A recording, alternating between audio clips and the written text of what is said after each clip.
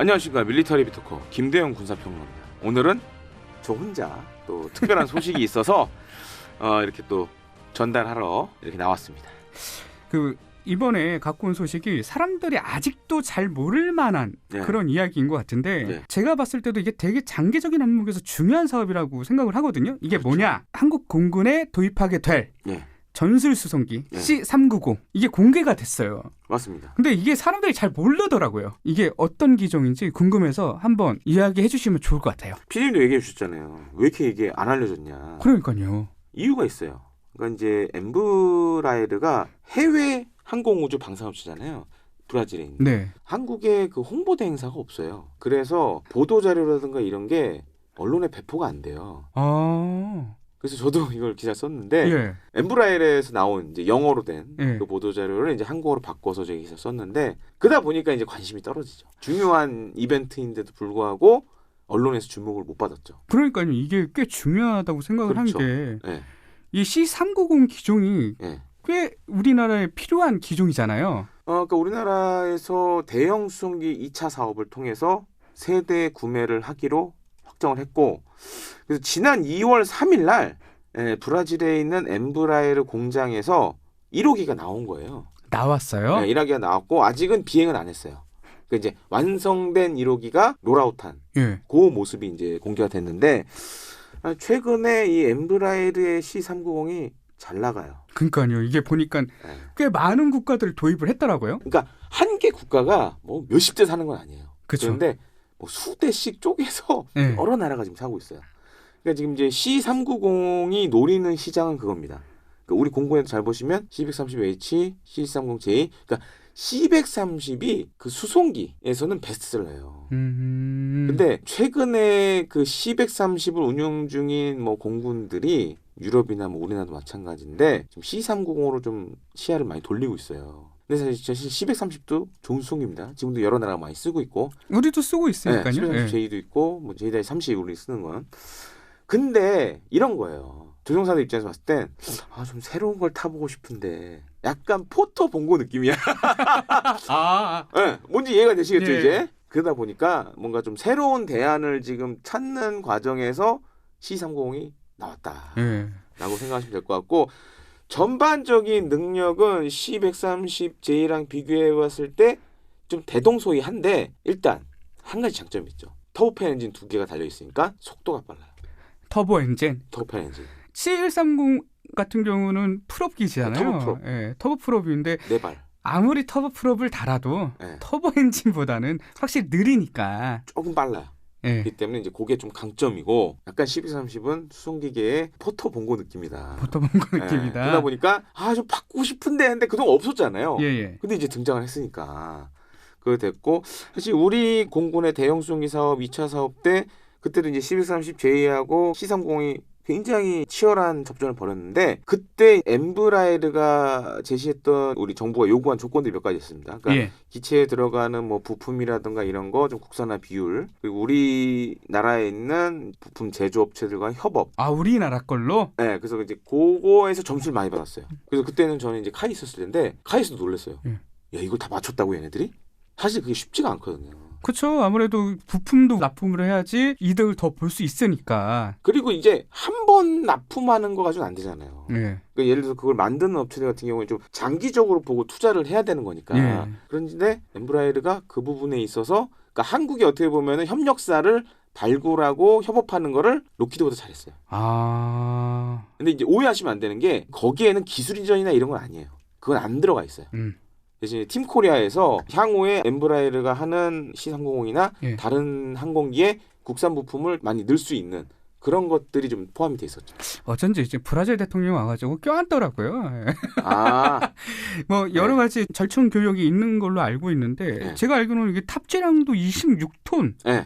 꽤 커요. 그다음에 항속 거리도 거의 한 2,600km 정도 되고 이게 보니까는 최대 속도도 988 정도 나오니까 아음속. 아음속 정도.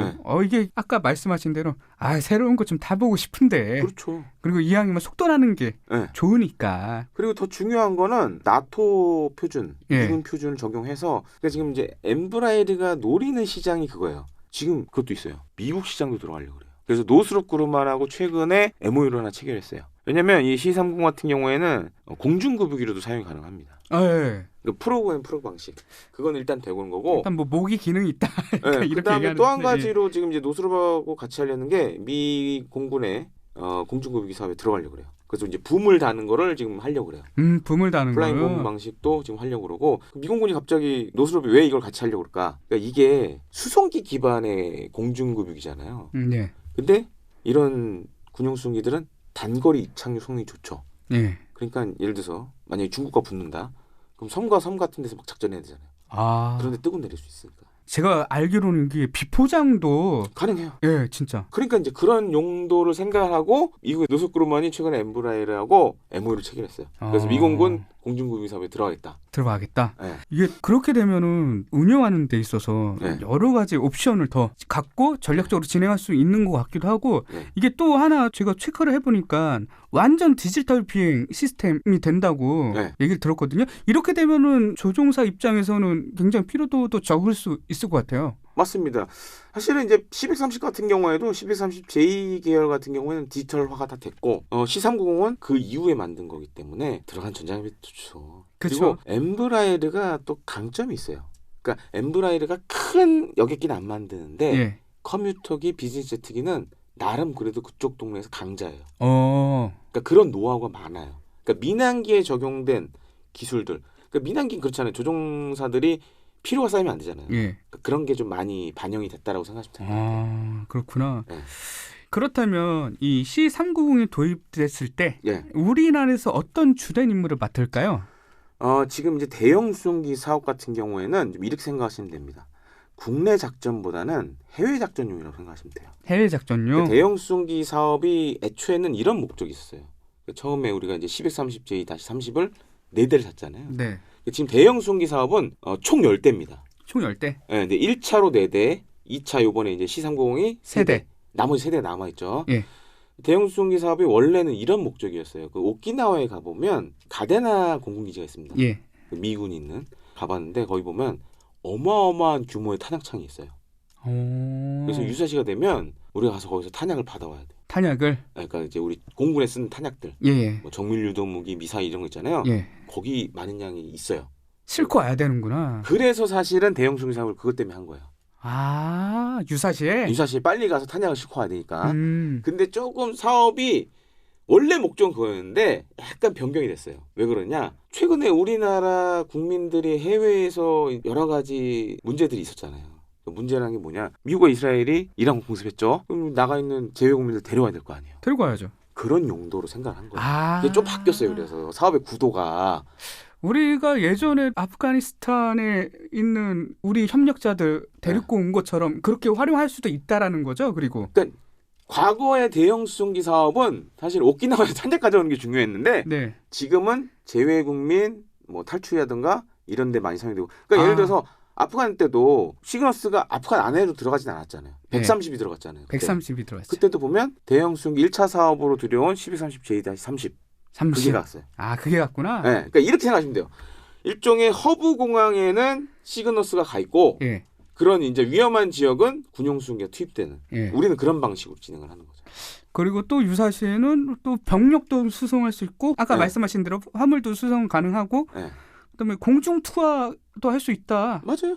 뭐 이렇게 보는데 기존의 우리 수송기들, 우리 지금 대형 수송기 뭐 지금 들어와 있는 C-130J-30하고 다 하면 우리 수송기 전력이 한 30대 정도 됩니다.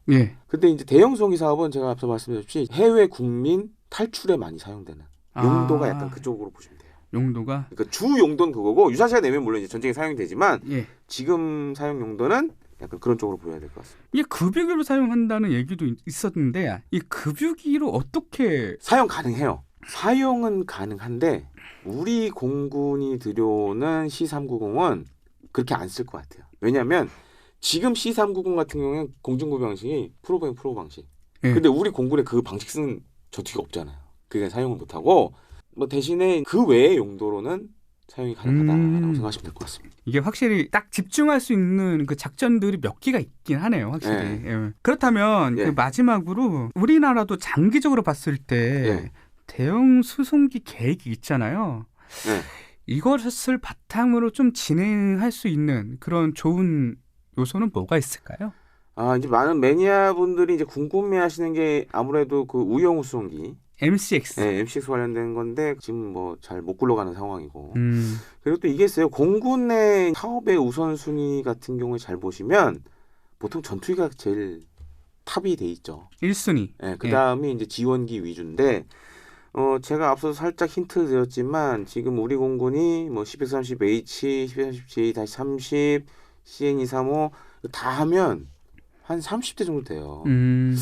근데 이제 MCX 같은 경우는 지금 사실 개발이 어떻게 될지 좀 불투명하고, 다만 제가 들은 바로는 용도에 맞게 수송기 사업들이 상당히 쪼개져서 나와 있다. 근데 그래서 엠브라이르가 제가 앞서 말씀드렸죠. 대형 수송기 사업 아직 3대 남았다고. 3차 사업 있을 것 같다. 그럼 3차 사업 있어야 되고, 그러고도 30대를 대체를 해야 돼요. 왜냐? 130H도 도입된 지 오래됐고, 꽤 오래됐어. 그러니까. 그다음에 CN235도 제가 알기로는 90년대 그때 들어왔거든요. 근데 이제 중요한 거는 슬슬 수송기들을 대체해야 되는 시점이 오고 있다라는 거고, 그래서 엠브라이르가 적극적이에요.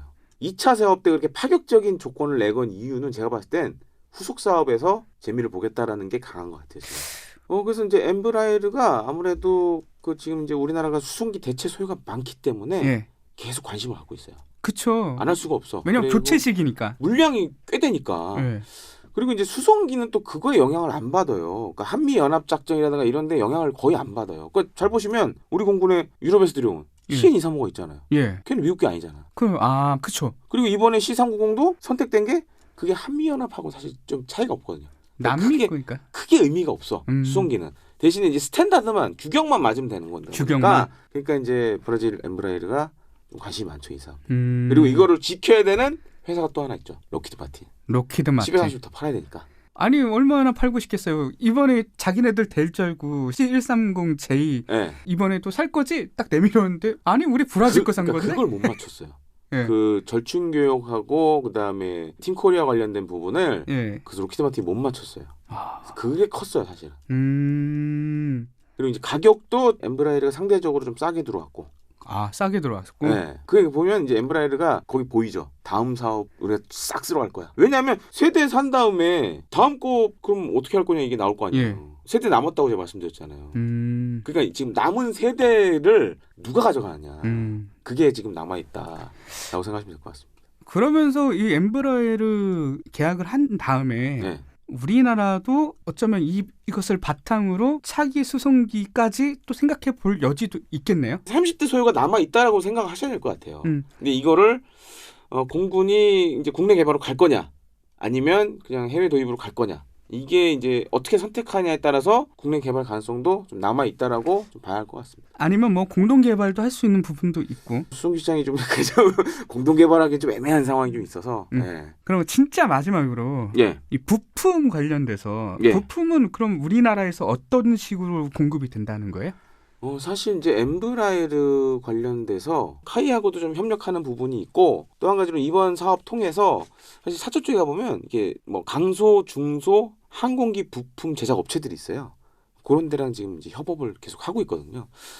그리고 이제 엠브라이르가 작은 회사는 아니에요. 민용 쪽도 하고 군수 쪽도 하는 그런 좀 큰 회사이기 때문에 또한 또 우리나라에서 만든 각종 부품들이 또 퀄리티가 상대적으로 좋아서 그런 부분에서 계속적으로 협력이 있을 것 같아요. 얼마 전에도 브라질 대통령 오셨잖아요. 그러니까 한국과 브라질 또 방산 협력 같은 것도 있고 항공우주 협력도 해야 되는 부분이 많기 때문에 좀 엠브라이르가 그래서 한국을 좀 중요시하게 생각하죠.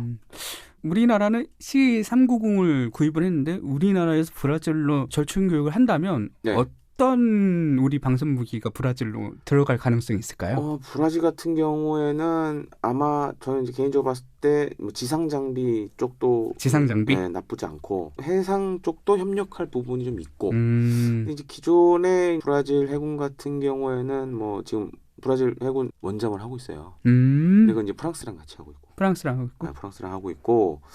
그다음에 이제 뭐 수상 전투함 같은 경우에도 뭐 영국 쪽과 협력하는 부분이 있고. 그래서 우리가 이제 그 틈을 어떻게 이제 비집고 들어가느냐. 그리고 브라질도 남미에서 나름 방산 강국이에요. 엠브라이르 같은 것도 있고, 그다음에 지상 장비도 장갑차나 차량 장갑차 이런 것들도 만들어서 수출하는 경우도 꽤 있고. 그래서 이제 어떻게 협업을 잘 할 거냐. 그게 좀 이제 남아있다라고 생각하셔야 될 것 같습니다. 아니면 우리가 3차 사업 때 아까 말씀하신 대로 뭔가 좀 더 얻어낼 수 있는 건 더 얻어내고 그렇죠. 그렇게 하는 방식도 좋을 것 같기도 하고요. 아마 3차 사업도 이제 경쟁으로 할 것 같은데 또 로키드하고 엠브라이르가 한번 붙지 않을까. 근데 이제 세대잖아요. 그러니까 엠브라이르가 만약에 130 밀려버리면 세대로 끝나버리는 거예요. 그럼 너무 규모의 경제적으로 그냥 어차피 경쟁 입찰이니까. 그래서 이제 3차 사업이 물론 언제 할지 모르겠는데 아마 몇 년 내에 하긴 할 것 같아요. 안 할 수 없어서. 그렇죠. 교체 시기기도 하고 하니까. 그래서 이제 그 사업이 굉장히 중요하다라고 좀 마지막으로 말씀을 드리고 싶습니다. 자, 오늘은 많이 안 알려졌던 공군의 C390 수송기 도입과 관련된 내용 그리고 1호기가 롤아웃 했다는 내용까지 포함해서 전달해 드렸습니다. 다음 시간에는 더 좋은 소식으로 찾아뵙겠습니다. 고맙습니다.